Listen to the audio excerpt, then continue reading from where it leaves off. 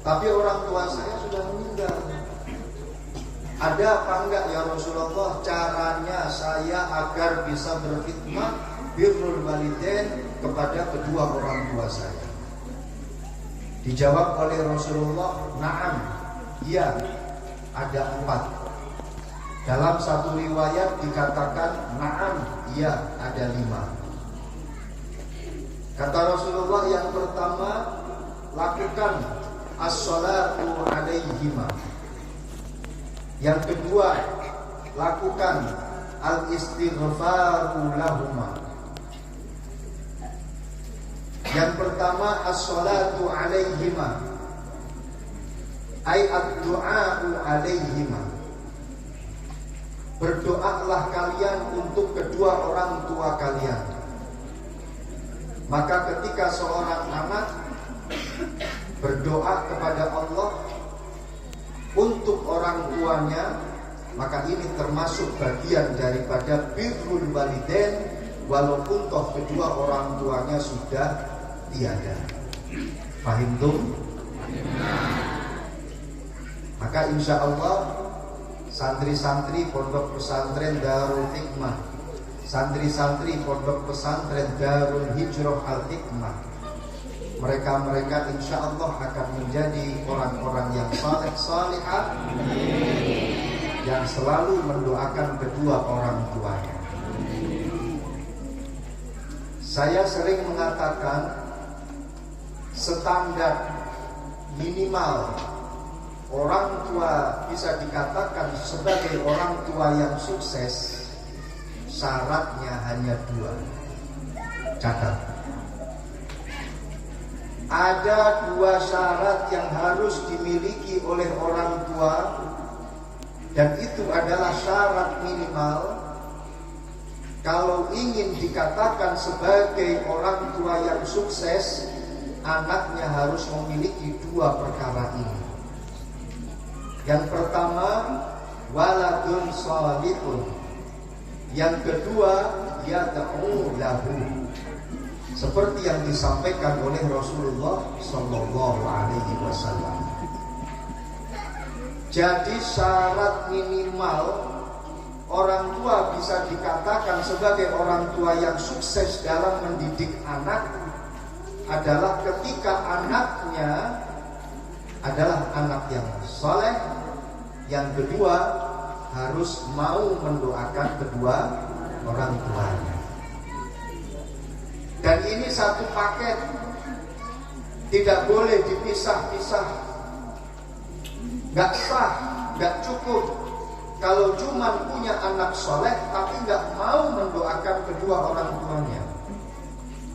Gak cukup. Ada orang tua punya anak, mengaku sebagai anak yang soleh, ahli ibadah, ahli membaca Al-Quran, ahli puasa, tapi ketika disuruh mendoakan kedua orang tuanya, dia bilang, sudah beda alam, gak nyampe doanya. Maka ini belum bisa dikatakan sebagai orang tua yang sukses. Kira-kira ada apa enggak saat ini orang yang bentuknya semacam ini? Banyak atau banyak? Orangnya soleh, Bu. Orangnya ahli ibadah, Bu. Ahli puasa, ahli baca Al-Quran, bahkan hafal Al-Quran. Tapi ketika disuruh untuk mendoakan kedua orang tuanya, gak nyampe. Karena sudah beda alam. Padahal Rasulullah jelas mengatakan, Iqra'u mautakum Yasin, Iqra'u mautakum Al-Quran, ayatil Al-Quran, ayatil Quran. Bacakanlah Yasin untuk para pendahulu-pendahulumu. Bacakanlah Al-Quran untuk orang tuamu yang sudah meninggal dunia. Jelas Rasulullah mengatakan semacam itu. Tapi dia tidak mau mendoakan kedua orang tuanya. Ini banyak kita temukan orang-orang yang semacam ini. Kalau kalian ditanya, apakah doanya orang yang masih kepada orang yang meninggal dunia, bacaan yasinnya, bacaan surat al-fatihahnya nyampe atau tidak? Tolong dijawab dengan tegas. Suratnya nyampe. Kalau ditanya lagi apa dalilnya, apa buktinya, kalian jawab dengan tegas, suratnya tidak kembali lagi kepada saya.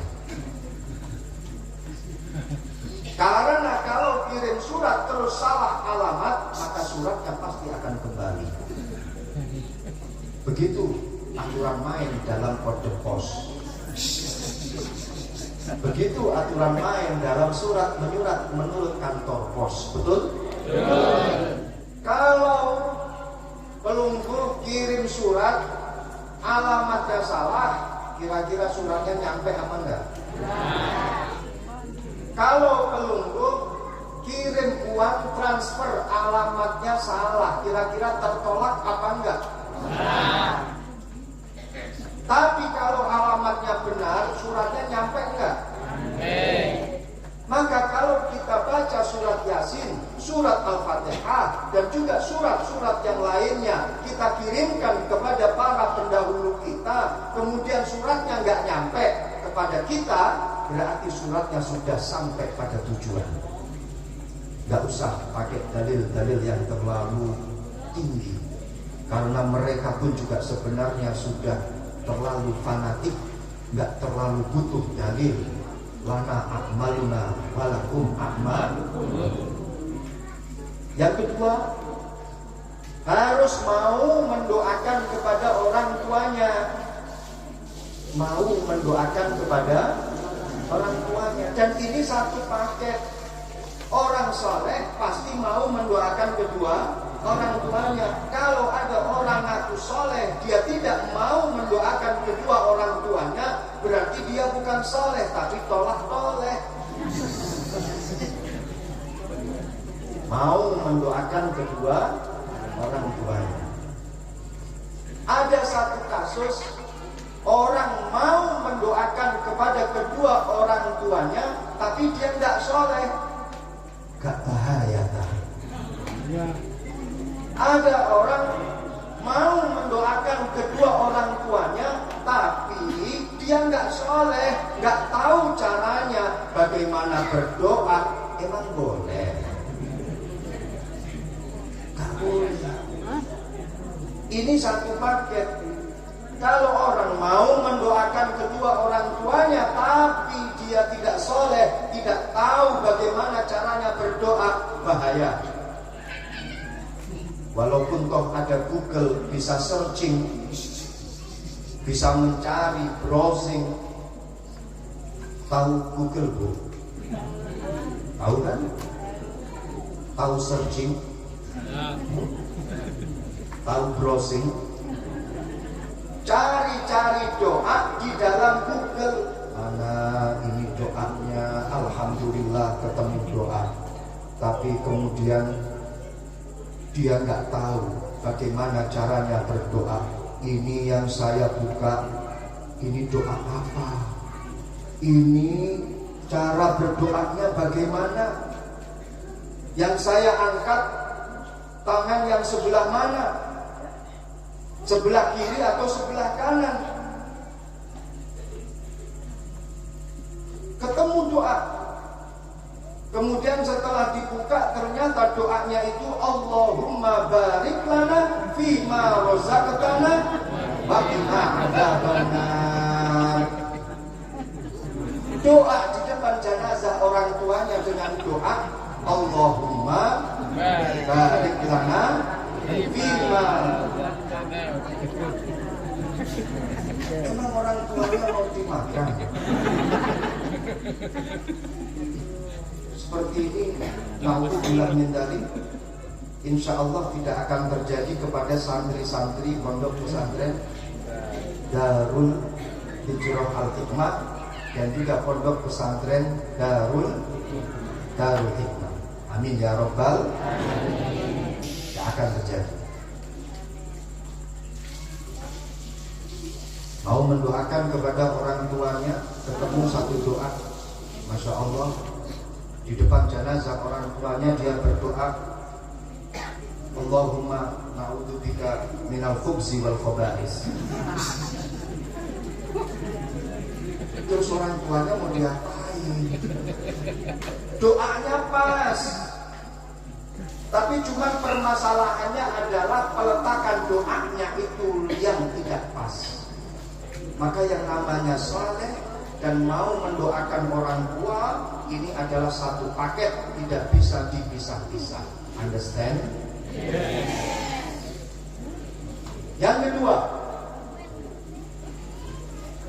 sebagai wujud birrul walidain kepada orang tua kita, walaupun orang tua kita sudah meninggal dunia, adalah al-istighfaru lahuma, memintakan ampun kepada Allah. Untuk siapa?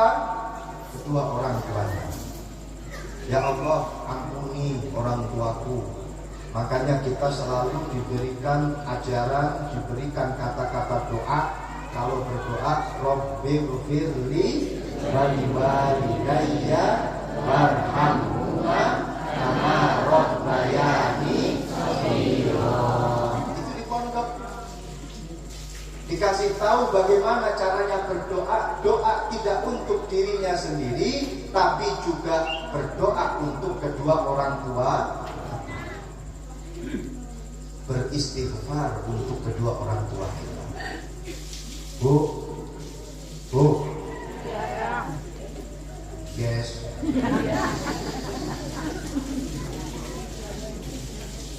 Pelunggu pengen naik derajatnya kelak nanti di akhirat atau enggak? Pelunggu pengen naik derajatnya kelak nanti di surganya Allah apa tidak? Pengennya pengen aja atau pengen banget? Emang yang ini tahu banget. Rasulullah pernah dawuh bilang kepada sahabatnya, innar rajula la turfa'u darajatuhu fil jannah. Kelak nanti orang itu akan dinaikkan derajatnya oleh Allah ketika mereka ada di surganya Allah. Pelunggu kalau sudah naik surga, masuk ke dalam surganya Allah, kelak nanti derajatnya di surga akan naik terus, naik ke atas sampai pada puncak surga yang tertinggi, jannah, surga yang tertinggi. Rasulullah mengatakan seperti itu di depan para sahabat, sampai para sahabat ini kaget. Sehingga ada satu sahabat bertanya kepada Rasulullah, ya Rasulullah, anna lihada, bagaimana cara mendapatkan semacam itu? Bagaimana caranya agar saya bisa naik ke atas pada derajat tertinggi di surganya Allah? Apa jawab Rasulullah? Istighfari waladika laka. Dengan cara kamu memberikan ampunan kepada orang tuamu.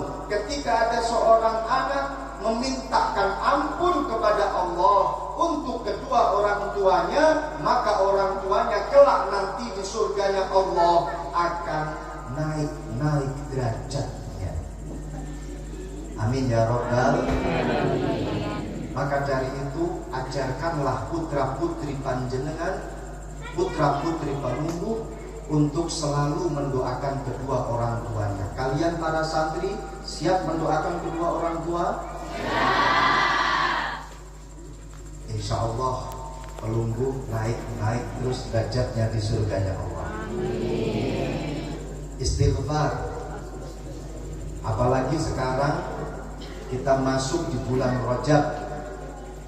Bulan Rajab, bulan yang dikatakan oleh Rasulullah sebagai Syahrullah, Sya'ban syahri, wa Ramadan syahrul ummati. Rajab ini adalah bulannya Allah. Sya'ban ini adalah bulanku, kata Rasulullah. Ramadan ini adalah bulan umatku, kata Rasulullah. Kenapa Rajab dikatakan sebagai syahrullah? Kenapa Rajab dikatakan sebagai bulannya Allah? Karena di bulan Rajab Allah membuka pintu ampunan sebesar-besarnya pintu langit oleh Allah. Malaikat sampai kaget, melungguh juga kaget. Kenapa kaget? Karena pintu ampunan, pintu langit dibuka selebar-lebarnya oleh Allah Subhanahu wa ta'ala. Maka barang siapa yang minta ampun kepada Allah, beristighfar kepada Allah di bulan Rajab, pasti akan diterima oleh Allah Subhanahu wa ta'ala. Astaghfirullah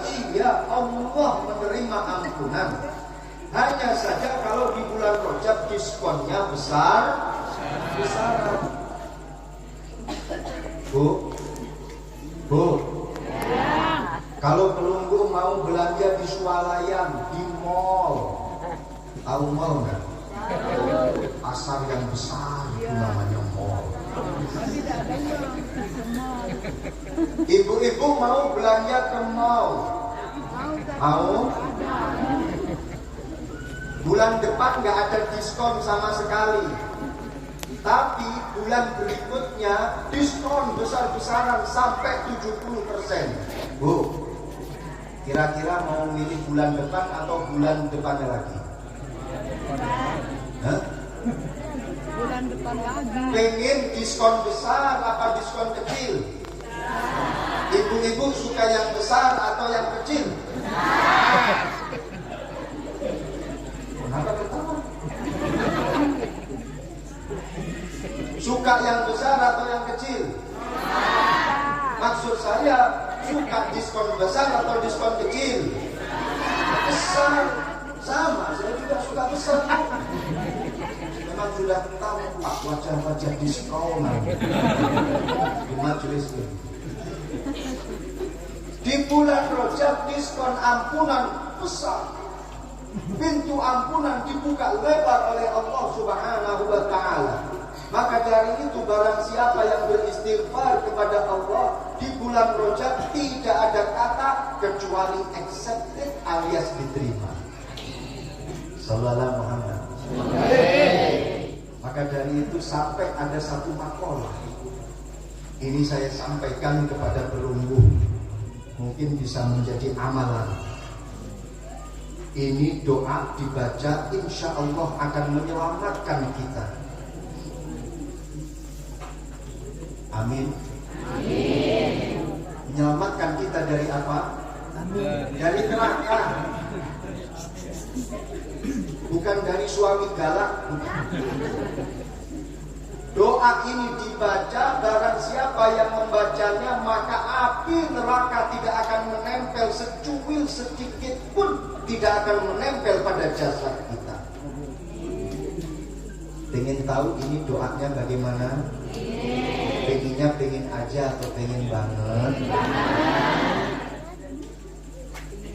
Rabbi ghfirli warhamni wa tub alayya. Yang keras, Rabbi ghfirli warhamni wa tub alayya. Rabbi ghfirli warhamni wa tub alayya. Hafal Bu? Di sini hafal, keluar dari majelis lupa. Hafal ya? Cara membacanya 70 kali dibaca di pagi hari dan 70 kali di sore hari. 70 di pagi hari, 70 di sore hari. Insya Allah ketika kalian membaca lebih-lebih di bulan Rajab, lebih-lebih selama bulan Rajab, yang ketinggalan gak masalah. Ini sudah 1 minggu lebih, masih ada bulan Rajab. Sempatkan untuk beristighfar dengan cara istighfar semacam itu, dengan cara semacam itu. 70 di pagi hari, 70 di sore hari, insya Allah la yamassuhun nar walau qita'ah. Tidak akan pernah menempel pada jasadnya api neraka, walaupun tersecuil saja, tidak akan pernah menempel. Amin, amin ya Rabbal alamin.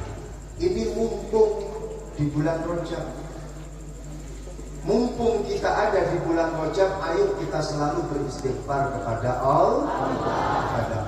Mintakan ampunan juga kepada kedua orang tua kita. Masya Allah. Yang ketiga, apa yang kita lakukan untuk berbakti kepada orang tua kita, walaupun toh orang tua sudah meninggal dunia? Wa infadu ahdihima, melanjutkan apa yang menjadi janjinya, melanjutkan wasiatnya, melanjutkan keinginannya. Orang tua kita ingin anaknya meneruskan pesantrennya, Hifzul harus siap melanjutkan pesantren kedua orang tuanya. Amin ya Rabbal. Zamroni harus siap melanjutkan perjuangan orang tuanya. Amin ya Rabbal. Orang tuanya punya keinginan, orang tuanya punya profesi, orang tuanya punya harapan. Maka sebagai anak yang soleh, anak yang berbakti kepada kedua orang tuanya, harus melanjutkan apa yang menjadi perjuangan orang tuanya. Siap? Siap? Alhamdulillah. Yang keempat, wasilatul walad ila man la tasilu illa bihima. Satu riwayat dikatakan wasilatul walad ila buddi abihi. Ketika seorang anak itu masih tetap menyambung hubungan dengan teman-teman kerabat para orang tuanya, masih tetap sambung. Maka ini adalah satu bentuk birrul walidain, berbakti kepada orang tua, walaupun toh orang tuanya sudah tiada, ketika dia masih sambung silaturahmi dengan kerabat-kerabat orang tua, dengan teman-temannya orang tua, masih sambung silaturahmi, maka ini juga termasuk bagian daripada birrul walidain. Yang kelima, wa ikramu shadiqihima, memuliakan teman-temannya orang tua. Dulu orang tua berteman dengan siapa? Tahu kalau itu adalah temannya orang tua. Ketika seorang anak tetap memuliakan, ketika seorang anak sambung silaturahmi dan memuliakan teman orang tuanya, maka itu juga termasuk bentuk daripada birrul walidain. Maka malam hari ini sebenarnya adalah satu momentum saya dan keluarga untuk berniatan birrul walidain kepada orang tua kami yang dulu pernah bersilaturahmi di Darul Hikmah, bersilaturahmi di Darul Hijrah Al-Hikmah. Saya ingin birrul walidain dengan melanjutkan silaturahmi dengan Pondok Pesantren Darul Hikmah dan Pondok Pesantren Darul Hijrah Al-Hikmah. 5 perkara ini kalau dilakukan, insya Allah kita akan selalu dicatat oleh Allah sebagai orang yang birrul walidain, orang yang berbakti kepada orang tua. Abdullah ibn Umar, putra daripada Sayyidina Umar ibn Khattab, dulu pernah ketika berjalan-jalan naik seekor keledai himar. Di tengah-tengah naik seekor keledai, Abdullah ibn Umar turun dari keledai karena melihat ada orang tua duduk di pinggir jalan. Oleh Abdullah ibn Umar kemudian diberi uang. Oleh Abdullah ibn Umar kemudian diberi selendang, diberi pakaian, dan tidak hanya itu, oleh Abdullah ibn Umar dinaikkan ke keledainya. Abdullah ibn Umar malah justru menuntun orang tua itu. Asistennya Abdullah ibn Umar, muridnya Abdullah ibn Umar bertanya-tanya di dalam hatinya, ya Abdullah ibn Umar, bukankah dia adalah seorang badui biasa, orang yang gak punya pangkat, orang yang gak punya jabatan, kenapa kau memuliakan sampai sebegitunya? Dijawab oleh Abdullah ibn Umar, karena dia adalah temannya bapak saya. Dan Rasulullah mengatakan bahwa termasuk birrul walidain adalah silatul walad ila buddi abihi. Silatul walad, sambungnya seorang anak dengan teman-teman bapaknya, dengan orang-orang yang dulu dicintai oleh bapaknya. Ketika seorang anak masih tetap sambung silaturahim dengan mereka, maka itu termasuk bagian daripada birrul walidain. Alhamdulillah saya masih diberi kesempatan untuk bersilaturahmi dengan Kak Tuan Guru Haji Abdul Hamid, dengan Kak Tuan Guru Haji Junaidi, dan juga Tuan Guru yang lainnya yang tadi sempat kita bertemu silaturahmi ketika acara Haul Hadratus Syekh Sultanil Auliya Syekh Abdul Qadir Al-Jilani radhiyallahu anhu di Pondok Pesantren Darul Hikmah. Alhamdulillah, ini adalah ungkapan rasa syukur, sambutan dari saya, belum masuk pada tema Mau'izatul Hasanah. Ini masih muqaddimah, masih permulaan. Sambutan pertama karena baru nyampe ke sini setelah berapa tahun? 13 tahun belum ke sini lagi. Ini masih muqaddimah. Kita akan bersama-sama mulai mengaji mulai detik ini. Siap? Siap. Kita sampai jam berapa ini? Hah? Jam 6? Jam 4? Siap? Siap. Silahkan nanti sampai jam 4 bersama dengan Kak Tuan Guru Abdul Hamid. Saya paling cuma 15 menit lagi mau kembali ke pondok pesantren Darul Hikmah. Kenapa saya bilang semacam ini? Saya ingin mengetahui, ingin tahu sampai di mana keikhlasan melungguh dalam mengaji. Kata Sayyidina Ali karamallahu wajhah, innallaha la yu'ti 'abdahu ilman illa wa huwa syakirun. Allah Subhanahu wa taala tidak akan pernah memberi ilmu yang manfaat kepada seseorang. Dia berangkat ngaji tidak akan mendapatkan ilmu yang manfaat walaupun toh pulang bawa berkat.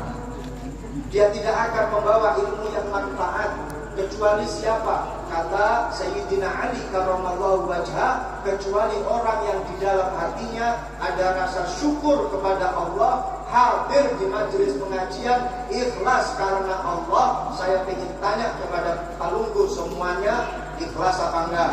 Ikhlas. Sampai jam 4 ikhlas apa enggak? Ikhlas. Di sini syukur apa enggak?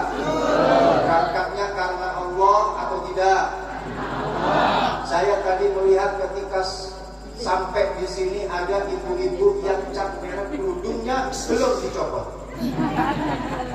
Saya khawatir berangkat ke sini bukan karena Allah, tapi karena kerudungnya baru. Kalau nggak salah warna kerudungnya kuning.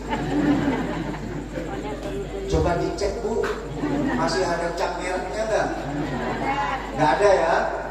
Berarti semuanya hadir karena Allah. Insya Allah sepakat sampai jam.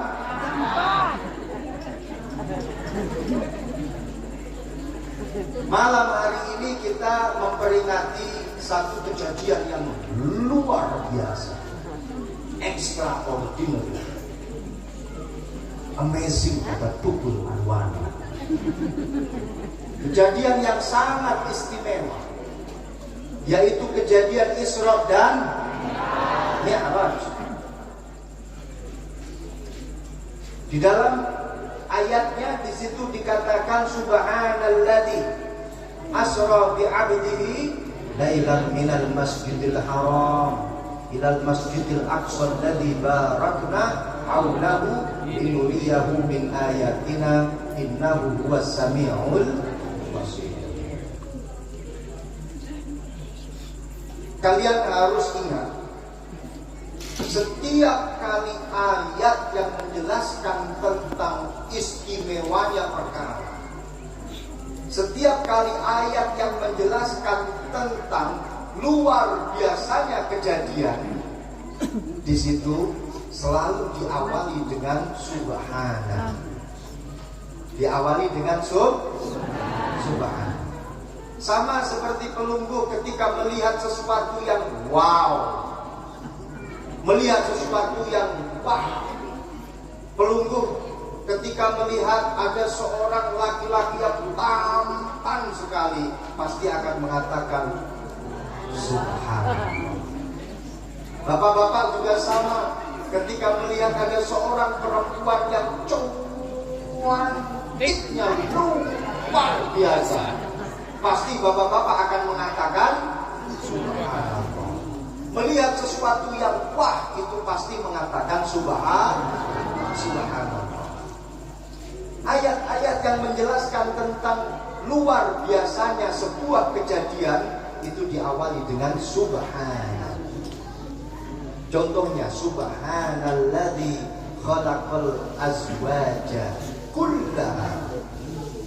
Allah Subhanahu wa taala yang maha suci, yang telah menjadikan semuanya berpasang-pasangan. Ada laki-laki, ada perempuan. Gak ada istilah tengah-tengah antara laki-laki dan perempuan. Yang ada hanyalah laki-laki dan perempuan. Jadi saat ini sedang ramai itu yang namanya suka satu jenis Bu. Cewek suka sama Cewek. Cowok suka sama cowok. Kalau cowok suka sama cowok mungkin masih ada solusinya. Walaupun toh kita juga sulit untuk menggambarkan gimana cowok suka sama cowok. Main anggar. Terus lagi cewek suka sama cewek. Gimana itu caranya? Saya juga nggak bisa membayangkan karena saya bukan cewek. Di dunia ini Allah menciptakan jenis kelamin hanya 2. Zakar sama unsa, laki-laki dan perempuan.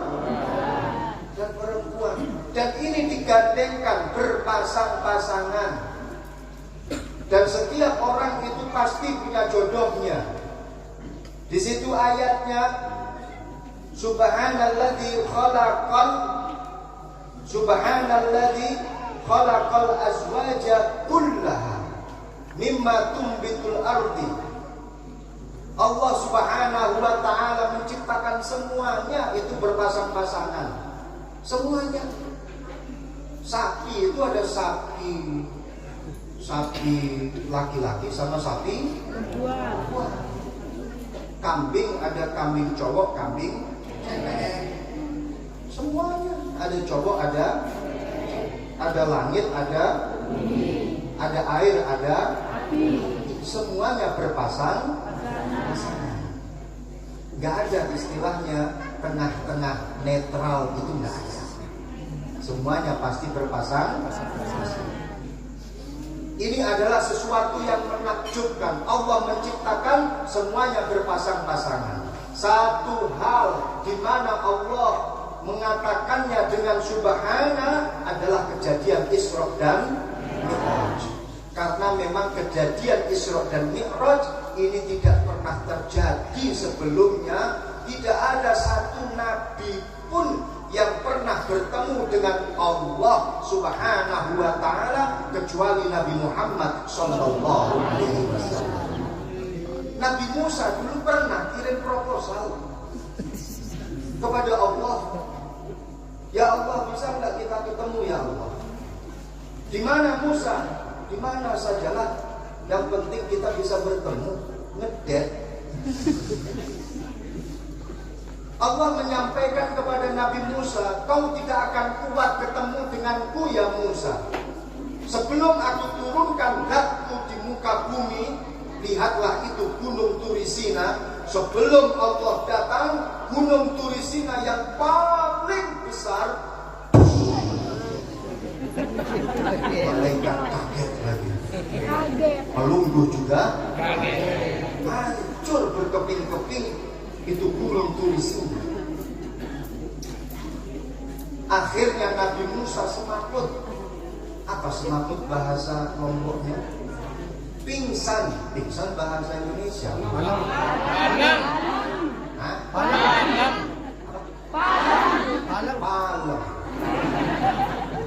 Langsung itu yang namanya Nabi Musa terpalem.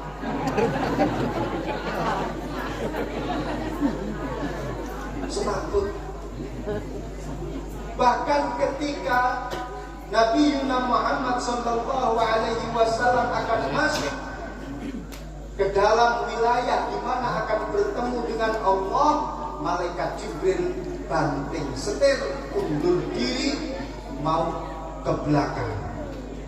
Rasulullah kemudian berkata kepada malaikat Jibril, ya Jibril, bukankah kita bersama-sama sejak awal, mulai dari Makkah sampai ke Masjidil Aqsa, dari Masjidil Aqsa naik sampai ke Sidratul Muntaha, kita bersama-sama. Sekarang kita akan bertemu dengan Allah. Ini adalah finishnya, ini adalah akhir daripada perjalanan kita. Kita akan bertemu dengan Allah. Tapi kenapa kau malah banting setir? Kenapa kau malah undur diri? Bukankah kita selalu bersama, ya? Kenapa saat ini kau berpisah denganku? Mana kata sejatimu? Mana kata setiamu, Jibril? Apa kata malaikat Jibril? Ya Rasulullah, kalau aku memaksakan diri untuk masuk ke dalam sini dan bertemu dengan Allah, niscaya jasadku akan terbakar. Karena tidak ada orang yang mampu untuk bertemu dengan Allah kecuali hanya dirimu, wahai Nabi Muhammad sallallahu alaihi wasallam. Sallallahu alaihi Muhammad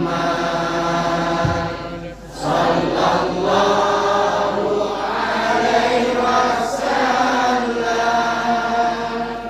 Sallallahu ala Muhammad sallallahu alaihi wasallam.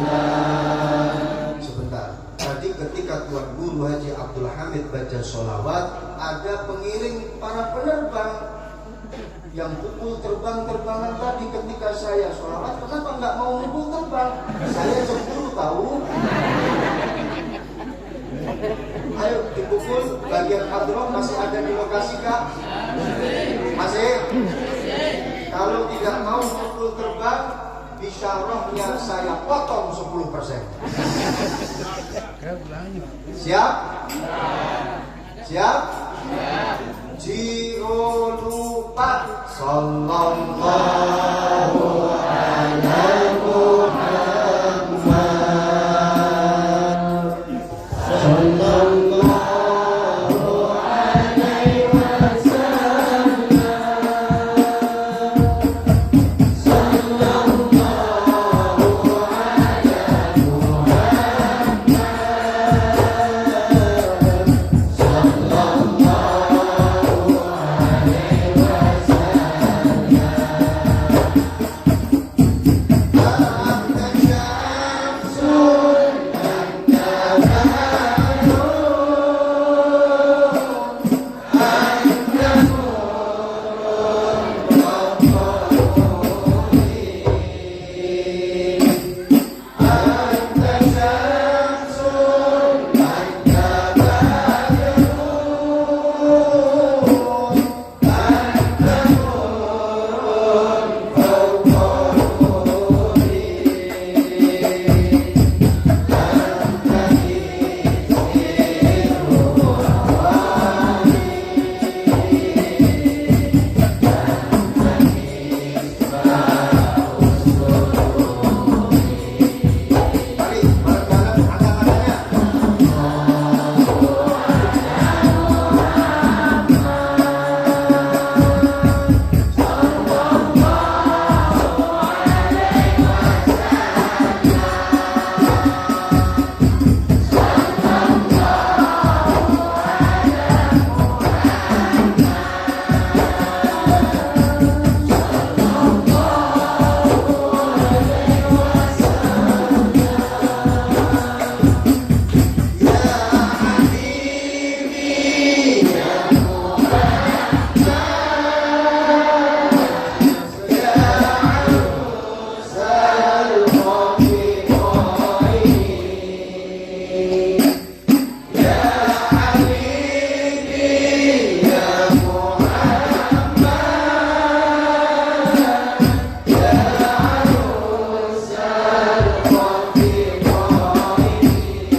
alaihi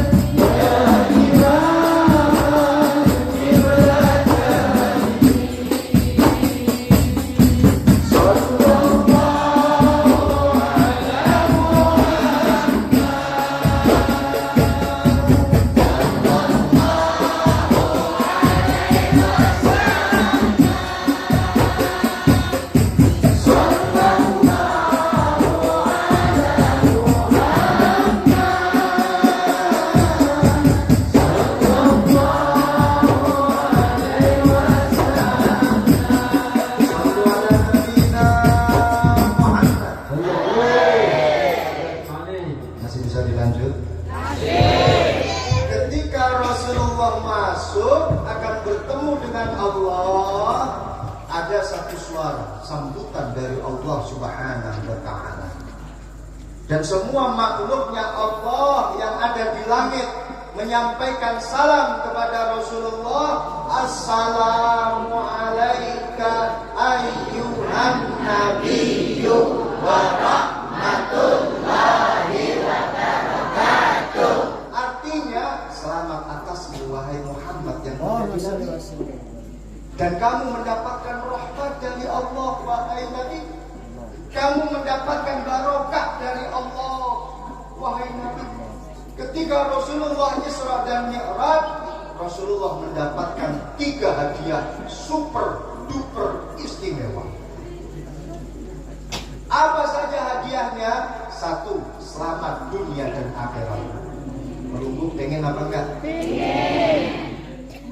Selamat dunia dan akhirat.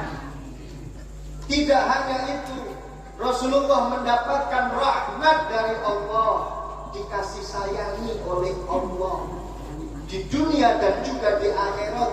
Melunggu pengen rahmatnya Allah? Pengen rahmatnya Allah dunia dan akhirat? Tidak hanya itu, Rasulullah mendapatkan barokah minallah, kebaikan di dunia dan akhirat. Melunggu dapat barokah dari Allah? Pengennya pingin aja atau pingin banget? Ini hadiah istimewa. Pelunggu ketika mendapatkan hadiah yang super istimewa, kira-kira ingat sama tetangga apa enggak? Lupa. Betul? Pelunggu ketika mendapatkan door prize super besar hadiahnya, mobil Mercedes Benz. Apakah terus kemudian mau berbagi dengan tetangga? Ini rodanya buat kamu, tetangga saya. Ini kap mesinnya buat tetangga saya. Ini belnya baru buat saya. Apakah mau berbagi seperti itu? Ketika mendapatkan hadiah besar, secara manusiawi orang lupa dengan kanan kirinya, betul? Tapi kalau dalam masa sengsara, masa susah, baru ingat dengan temennya, betul? Tapi kalau dapat hadiah yang membahagiakan, kebanyakan lupa sama teman sendiri, betul? Rasulullah Shallallahu Alaihi Wasallam ketika mendapatkan hadiah yang super istimewa seperti ini, Rasulullah langsung teringat dengan umatnya. Rasulullah langsung teringat dengan pelungguh semuanya. Rasulullah langsung mengatakan, ya Rabb, Kau telah memberikan aku selamat, Kau telah memberikan aku rahmat, Kau telah memberikan aku barokah. Lah terus umatku yang ada di Bukit Tinggi ini gimana? Lah terus umatku yang ada di Lombok ini bagaimana ya Rasulullah? Aku minta ya Rasulullah, mereka juga diberi selamat. Ini proposalnya Rasulullah. Permintaan Rasulullah kepada Allah untuk umatnya agar mereka diberikan selamat oleh Allah. Dan itu terjadi ketika Isra dan Mi'raj. Makanya di situ diteruskan, Assalamu alaina wa ala ibadillahis sholihin. Ya Rabb, matur tampi asih ya Rabb, yang diberi selamat oleh Engkau ya Rabb, tapi juga berikanlah selamat untuk hamba-hambamu yang soleh, untuk umat-umatku yang soleh. Barokah acara Isra dan Mi'raj, doanya Rasulullah diijabahi oleh Allah. Barokah Isra dan Mi'raj, kita kemudian mendapatkan selamat dari Allah. Barokah doanya Rasulullah. Maka ketika ada orang yang memperingati Isra dan Mi'raj, itu berarti orang yang punya tata krama, orang yang punya matur suwun, orang yang punya matur tampi asih, orang yang punya adab, orang yang punya akhlak sudah ditolong oleh Rasulullah, terus kemudian kita berterima kasih kepada Rasulullah untuk selalu bersolawat memperingati acara Isra dan Mi'raj, maka insya Allah barokah acara Isra dan Mi'raj kita masuk dalam kategori umatnya Rasulullah yang punya tata krama, akhlak yang indah kepada Rasulullah Sallallahu Alaihi Wasallam. Kalau sudah ditolong sama orang, kira-kira mau bilang terima kasih apa enggak? Bilang terima kasih apa enggak? Sekarang ini yang menolong kita Rasulullah, kalau mau terima kasih apa enggak? Terima kasih. Acara ini acara terima kasih kita kepada Rasulullah yang telah menyelamatkan kita. Understand? Kalau ada orang yang tidak mau memperingati acara Isra dan Mi'raj, berarti dia adalah umatnya Rasulullah yang tidak punya inteng-inteng, kata orang Jawa, yang tidak punya digo, yang tidak punya akhlak, yang tidak punya sopan. Kalau kata orang Lombok itu apa?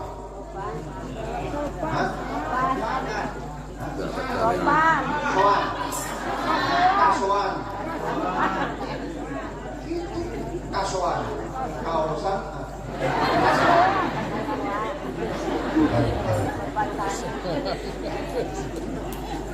Insyaallah. Kalau sudah menjadi umatnya Rasulullah yang punya akhlak kepada Rasulullah, salah satu di antara akhlak kita kepada Rasulullah,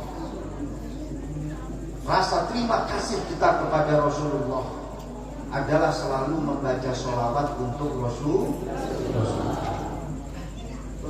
itu orang yang paling banyak memberikan kebaikan kepada kita. Orang yang paling banyak memberikan kebaikan kepada kita. Maka sudah menjadi kewajiban kita untuk selalu mencintai Rasul. Menurut rumus percintaan atau rumus cinta, salah satu faktor orang itu bisa falling in love, salah satu sebab orang itu bisa jatuh cinta, menurut Tuan Guru Cinta Shakespeare, di antaranya adalah orang tersebut mendapatkan sentuhan kebaikan dari orang yang mencintai. Ketika ada seseorang selalu mendapatkan kebaikan, terus dia tolong itu orang, terus dia kasih orang itu kebaikan. Orang yang mendapatkan kebaikan ini pasti akan sayang, cinta sekali dengan orang yang memberikan kebaikan. Paham? Paham? Saya akan ambil contoh. Ketika ada seorang perempuan, mungkin dari kalian, setiap hari dikirim pulsa oleh seorang laki-laki, katakanlah nama laki-lakinya adalah Kibzul.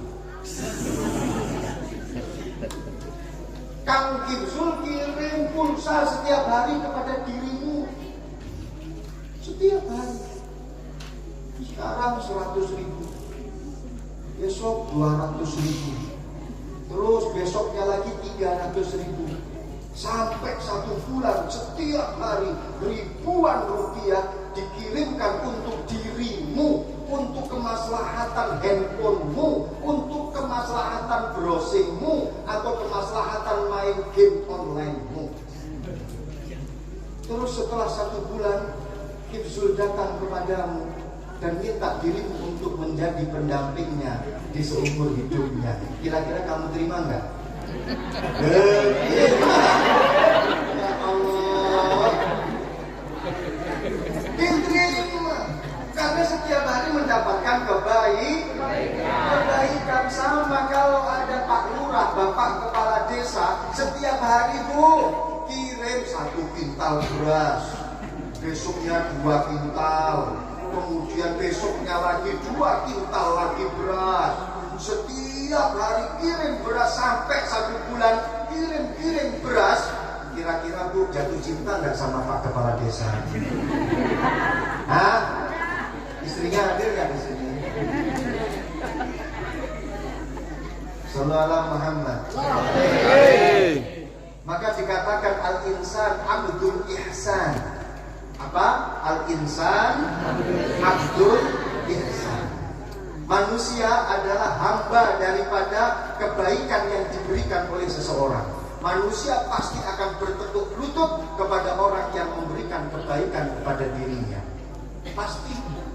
Makanya nggak heran kalau caleg-caleg itu langsung baik mendadak. Karena memang tahu rumus ini. Al-insan abdul ihsan. Maka dari itu dipilangin, pokoknya saya harus berbuat baik kepada orang, walaupun toh secara instan, secara mendadak. Kenapa? Agar manusia bisa menjadi abdul ihsan, agar manusia bisa menjadi hamba kebaikanku, kebaikan yang telah aku berikan kepada mereka. Ketika butuh, nanti tolong coblos nomor sekian. Itu mungkin calon itu sudah tahu rumusnya ini. Kaidah ini al-insan abdul ihsan. Ya Allah, kata orang Jawa, ngono yo ngono tapi ojo ngono.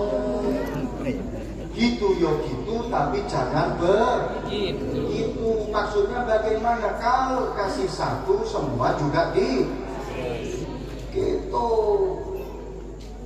Kalau ada yang hadir nggak bisa? Ada kan? Ada ya? Alhamdulillah, berarti losjol saya.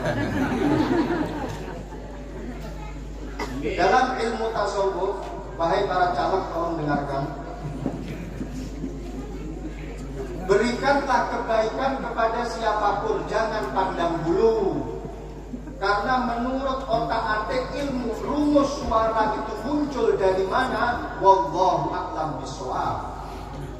Siapa nanti yang akan coblos kalian? Wallahu a'lam bishawab. Maka dari itu berikanlah kebaikanmu secara general kepada siapapun, karena bisa jadi suara itu muncul dari orang yang mendapatkan sedikit kebaikan darimu, dan bisa jadi orang yang mendapatkan banyak kebaikan darimu, dia tidak mencoblos dirimu. Bisa jadi kan? Bisa jadi. Bisa jadi kan? Bisa. Makanya kalau mau berbuat kebaikan, tolong generalisir, beri mereka semua, jangan pandang bulu. Kenapa? Satu kaidah mengatakan kindness is a universal language which the deaf can hear and the blind can see. Apa artinya? Sama, saya juga nggak tahu. Ini tadi refleks ngomong gitu saja. Ya Allah, kalau katakan Zamroni ketika memaknai ini dalam makna gandul bahasa Jawa, kindness utawi kebaikan, iku is a universal language, bahasa kang sumrambah, which the deaf kang utawi wong kang budek iku can hear bisa ngrungokake, and the blind lan wong kang buta iku can see bisa ningali. Ini kalau nggak dari pondok pesantren nggak bisa Bu seperti ini. Yakin nggak bisa. Hanya pesantren yang bisa memaknai bahasa Inggris dengan makna gandul bahasa Jawa. Tepuk tangan untuk para santri. Walaupun yang tepuk tangan tetap juga tidak tahu artinya. Betul? Yang namanya kebaikan itu adalah universal language, yaitu bahasa untuk seluruhnya. Karena semuanya pasti bisa memahami, karena kebaikan itu adalah bahasa universal. Semua bisa merasakan, semua bisa memahami, which the deaf can hear. Bahkan orang yang budek. Apa budek? Dong. Beda. Bahkan orang yang gedok. Bahkan orang yang gedok itu bisa mendengarkan, sampai kodok pun juga bisa mendengarkan. And the blind can see, dan orang yang buta itu bisa merasakan, semuanya bisa merasakan kebaikan yang diberikan oleh seseorang. Makanya kalau mau berbuat kebaikan, jangan pilih-pilih menyelamatkan orang dari kecelakaan, tabrakan bus, terus kemudian mau diselamatkan, ditanyain terlebih dahulu kau coblos nomor berapa. Kalau sama partainya sama saya, baru kau aku tolong. Masa seperti itu? Ada orang kelelep.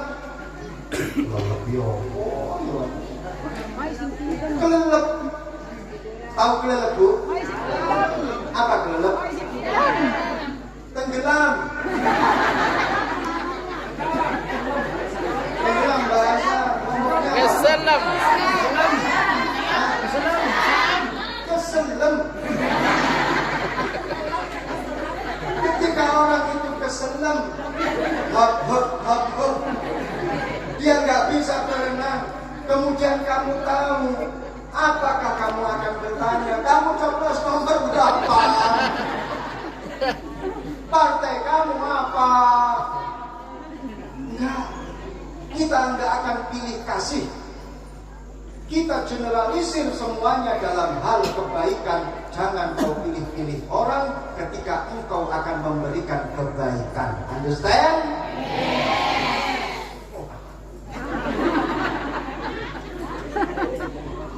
Ya Allah. Dalam kajian ilmu tasawuf, masalah orang berbuat kebaikan itu ada tingkatan. Tolong ini harus diketahui, khususnya para calon. Ini kan live di YouTube live ya? Hah? Live enggak? Hah? Rekam? Alhamdulillah, berarti lebih bebas lagi. Nanti kalau ada yang kepleset ngomong, tolong diedit ya. Gak bilang dari tadi kalau ini rekor pertama. Kalau gitu saya tadi los-losan. Wes, saya kita ngomongi los-dol, ini cuma rekaman. Jadi menurut kajian ilmu tasawuf, dalam hal memberikan kebaikan, idza ahsanta ila man yuhsinu ilaika fa anta al-mu'min al-wafi. Ketika ada seseorang berbuat baik kepada orang lain dan orang tersebut pernah berbuat baik kepada dirinya, maka dia adalah seorang mukmin yang tahu diri, al-mu'min al-wafi. Wa idza ahsanta man lam yuhsin ilaika fa anta al-karim al-khafi.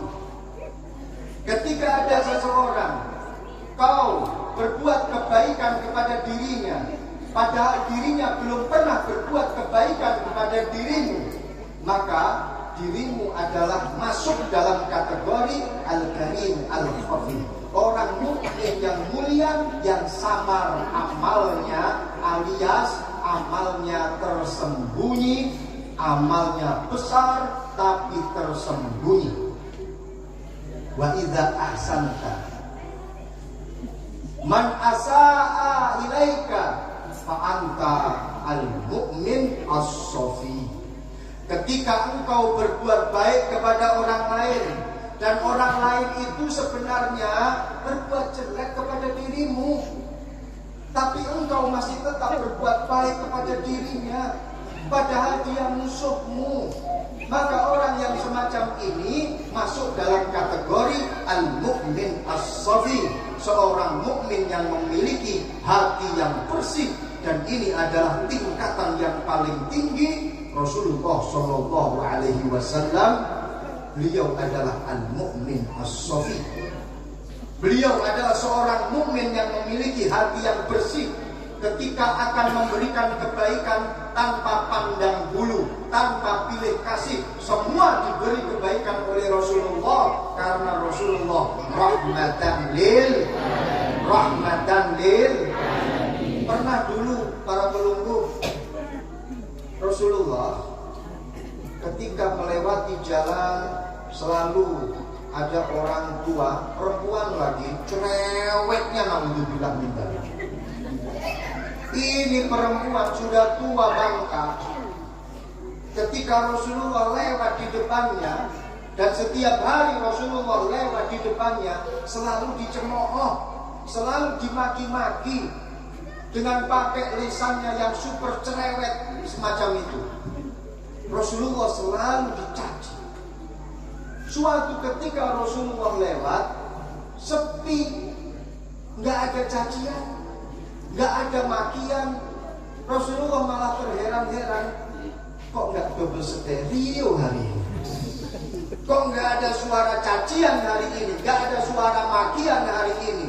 Dicari oleh Rasulullah, dicari. Coba kalau pelunggu jalan di depan rumah tetangga, ini tetangga istiqomah dalam mencaci dan memaki. Kepada pelunggu, kira-kira pelunggu mau tetap lewat di depan rumah itu atau cari jalan lain? Cari jalan lain. Ketika suatu hari orang yang mencaci, orang yang memaki, ini nggak ada suaranya, pelunggu bilang apa? Alhamdulillah atau naudzubillah? Alhamdulillah, sudah nggak ada cacian, nggak ada makian. Rasulullah ketika lewat di depan rumahnya, sepi, nggak ada caci maki. Rasulullah malah mencari, kemana yang kemarin mencaci saya? Kemana kemarin yang memaki saya? Rasulullah kemudian tanya kepada tetangga-tetangganya, itu mana orang tua perempuan yang cerewetnya super duper luar biasa, hari ini kok nggak ada suaranya? Kata tetangganya, ya Rasulullah, dia sakit. Dia sakit. Coba kalau pelunggu dengar dia sakit, pelunggu pasti bilang apa? Mampus kau. Tapi tidak, Rasulullah malah mengatakan Allahu yashfiha, semoga Allah menyembuhkannya. Dan Rasulullah sambang kuyopon ini, nyambangin. Tahu nggak nyambangin? Paham? Disambangin sama Rasulullah, disamperin ke rumahnya, didatengin di rumahnya. Benar nggak sakit? Rasulullah akan mendoakannya. Rasulullah masuk melihat dia sedang berbaring sakit. Ditanya oleh Rasulullah, pelunggu sakit apa? Kok hari ini sepi? Pelunggu kok gak mencaci maki saya? Sakit apa? Menangis itu orang tua ketika Rasulullah mengatakan semacam itu. Ya Rasulullah, saat ini aku mengucapkan 2 kalimat syahadat, karena saat ini engkau adalah orang yang pertama nyambangin saya, tahu saya kalau sakit. Padahal dirimu adalah orang yang setiap hari aku caci, setiap hari engkau adalah orang yang aku maki, tapi engkau adalah orang yang pertama kali menjenguk aku ketika aku sakit. Shallu ala Muhammad. Shallu ala Muhammad. Kebaikan Rasulullah tiada batas tanpa batas. Kebaikan Rasulullah unlimited. Ini adalah Nabi kita Muhammad Sallallahu Alaihi Wasallam. Salatullah salamullah ala Toha Rasulillah. Salatullah salamullah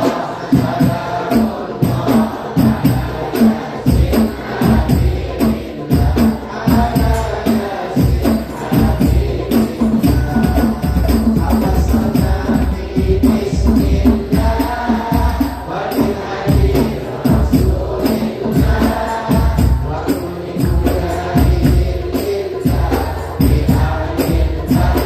Yeah.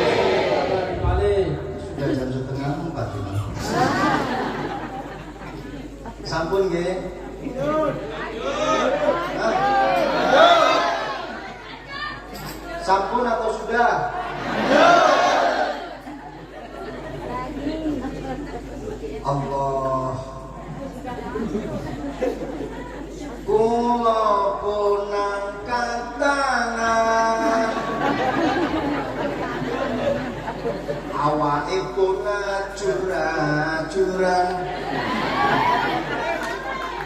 Kula tak milih pamit. Boyok niki pun krasa sakit. Assalamualaikum warahmatullahi wabarakatuh.